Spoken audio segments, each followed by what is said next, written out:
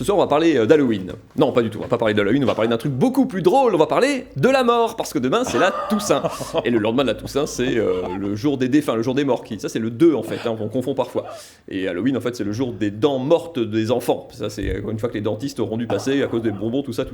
Les dentistes, un peu dans le rôle des chrysanthèmes. J'ai encore découvert que les chrysanthèmes, c'était un vrai secteur économique. Hein. Regardez, 23 millions de pots vendus en France, un pot pour 3 habitants. Moi, j'imaginais déjà me reconvertir, hein, plaquer la télé et puis faire vendeur de chrysanthèmes en octobre avant la Toussaint et puis dentiste en novembre après Halloween. Je me dis, je travaille 2 mois, je me fais un max de blé, je peux payer Zlatan Ibrahimovic au Racing, tout va bien. J'aime bien la Toussaint parce que c'est le seul jour de l'année où il y a plus de vivants que de morts dans les cimetières. Et puis ça permet de parler de la mort, qui a longtemps été un sujet un peu tabou, hein, jusqu'à il y a quelques années. Et le fameux épisode Balance ton mort. Alors c'est vrai qu'on est aujourd'hui dans une période où on veut toujours tout planifier, tout organiser, toute notre vie doit être réglée au millimètre et tout. Et la mort, elle est taquine, elle arrive comme ça, paf, on sait pas quand, on sait pas comment, quand ça va nous tomber dessus, un peu comme un contrôle fiscal. C'est vachement bien, c'est... Bon, à part ceux qui trichent, hein, bien sûr, il y en a qui se suicident, qui veulent choisir eux-mêmes, c'est pas du jeu. Moi, par exemple, je ferais bien ma diva un petit peu. Moi, si je pouvais choisir quand et comment mourir, j'aimerais bien mourir là, en plateau, en direct. Voilà. Mozart. Déjà, ça ferait le buzz, hein, pour commencer, Lionel. Et puis, on donnerait mon nom au studio. Et puis, chaque jeudi, au moment du générique, Lionel écraserait une larme en pensant à moi. C'est un vieux fantasme, hein, mourir sur scène, un peu à la Molière.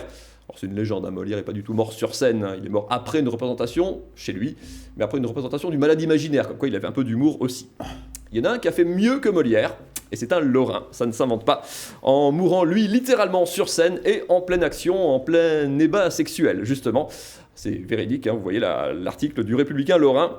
Alors, c'est un septuagénaire, hein, mort en pleine action avec sa compagne du moment, une septuagénaire aussi, qu'il avait rencontrée dans la rue quelques heures plus tôt. C'est le coup de fou. Ah, c'est chaud. Hein. Alors, pour un homme... Très égoïstement, c'est plutôt une belle mort. Hein. Moi, c'est vrai que à la limite, si je pouvais vraiment choisir, non, je pense que c'est ça que je choisirais.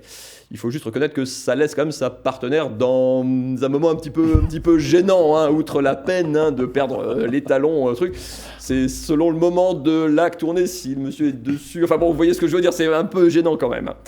Ça fait d'ailleurs un bout de temps que les Lorrains ont un problème avec la mort. Hein. Enfin, ils ont plein de problèmes en général, mais avec la mort en particulier. Vous connaissez bien sûr la place Stanislas à Nancy.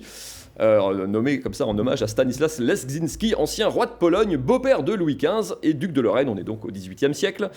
Et lui, il est mort non pas en combattant, sabre au clair, hein, en chargeant, non, il est mort devant sa cheminée à Lunéville, chez lui, quand sa robe de chambre s'est embrasée un soir qu'il attisait les braises. C'est très con. C'est très con, c'est une mort douloureuse.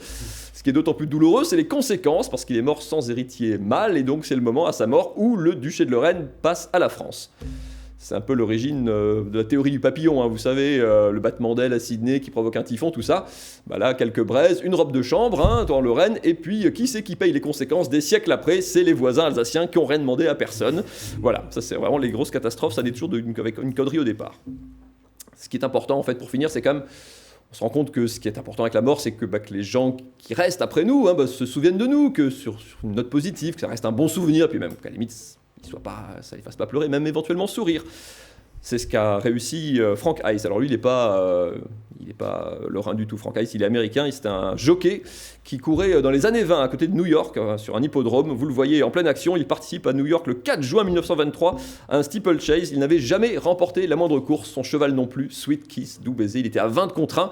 Et en pleine course, Frank Ice fait un arrêt cardiaque et meurt. Non pas sur scène, mais sur selle. Le cheval continue, et il était à la bagarre pour la victoire, et le cheval s'impose.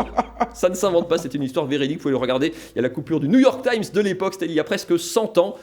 Voilà, comme quoi ce qui est important, en fait, finalement, même après une vie anonyme, ce qui est important, c'est de réussir sa sortie. Ça peut vous garantir une gloire éternelle. Et voilà, chronique glaçante en ce 1er novembre, fête des morts. Merci beaucoup, Mathieu.